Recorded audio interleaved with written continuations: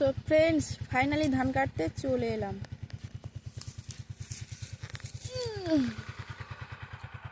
এই যে দেখো, আমাদের হাফ ধান পেকেছে, কিছুটা ধান পেকেছে, কিছুটা পাকেনি, এই যে দেখা যাচ্ছে।